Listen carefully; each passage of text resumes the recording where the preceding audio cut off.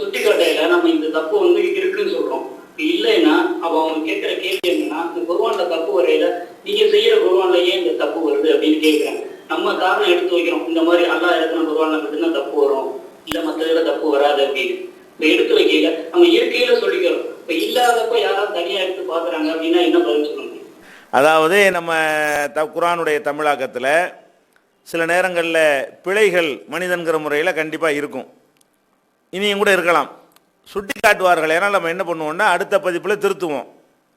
இப்போதைக்கு உடனடியாக என்ன செய்வோம்னா இணையதளத்தில் முகப்பிழை திருத்தங்கள்னு தலைப்பு கொடுத்து என்னென்ன திருத்தம் போடுகிறோமோ அதில் சேர்த்துறோம். இதை பார்க்குறவங்க அந்த திருத்தத்தோடு படிச்சிருவாங்க. இந்த இணையதளத்தில் சுட்டி காட்டப்பட்ட அந்த திருத்தங்களை படிக்காதவங்க, பழைய பிரதியை வைத்திருக்கக்கூடியவர்கள், அவங்க அந்த தவறானது தான் சரின்னு விளங்கியிருப்பார்களே. ஆனால் அப்போ அவங்களுக்கு என்ன நிலைமை? அவங்க தப்பான கருத்து தானே குர்ஆன் நினைப்பாங்க. அதுதான் கேள்வியாக இருந்தால் அல்லாஹ் திருமறை குர்ஆனில் நமக்கு ஒரு பொதுவான ஒரு நிலைப்பாட்டை சொல்கிறான். லா யுகல்லிஃபுல்லாஹு நஃப்ஸன் இல்லா உஸ்ஸஹா. எந்த ஒரு ஆத்மாவையும் அதன் சக்திக்கு மீறி அல்லாஹ் சிரமப்படுத்தவே மாட்டான். இப்போ குர்ஆனுடைய தமிழாக்கத்தில் பிழை இருக்கிறது, சில இடங்களில் பிழை இருக்குன்னு வைங்களேன். அந்த பிழையை சுட்டி காட்டணும்னு திருத்திட்டோம். திருத்தாத பிரதியை வச்சிருக்கிறவர் அந்த பிழை எப்படி கண்டுபிடிப்பார்? அவருடைய சக்திக்கு உட்பட்டதா அது? அவருக்கு ஏழுமா? ஏழாது.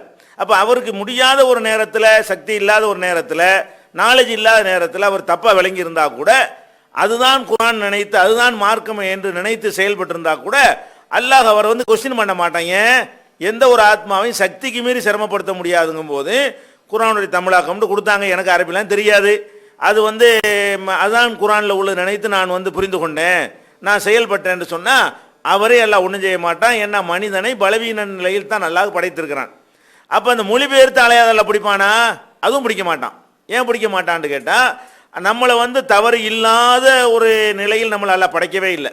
பெரிய 1000 பேர் ஒரு குழு அமைத்து நீங்கள் அந்த மொழிபெயர்ப்பை சரி பார்த்து இருந்தால் கூட அதை மிஞ்சி ஒரு 10-20 தவறு இருக்க தான் செய்யும்.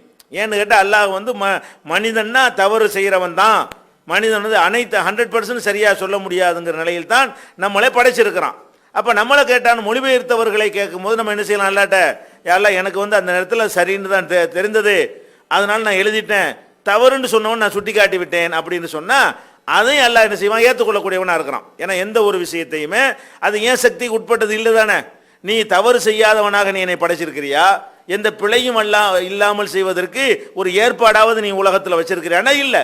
உலகமெல்லாம் சேர்ந்து கொண்டு அந்த தமிழாக்கத்தை செஞ்சிருந்தா கூட, உலகத்தில் உள்ள அத்தனை குரூப்பில் உள்ள அறிஞர்களும் ஒன்றா கூடி ஒரு தமிழாக்கம் பண்ணினா கூட அதுலேயும் 4 தப்பு இருக்கும். அப்போ தப்பு இல்லாமல் இருப்பதற்கு ஒரு வழி இருந்து அந்த வழியை வேணும்னு புறக்கணித்து விட்டு நம்ம தப்பு விட்டா தான் அல்ல நம்மளை கேள்வி கேட்பான். நம்மளால் இயன்ற அளவுக்கு தப்பு செய்யணும் எண்ணம்லாம் இல்லை, சரியாக கொடுக்கணும்னு தான் ஆசைப்படுறோம், அதுக்காகத்தான் பாடுபடுறோம், வேறு எந்த விதமான நோக்கமும் நமக்கு இல்லை. அதை மீறி தப்பு வறுமையானால் அதுதான் மனிதன்.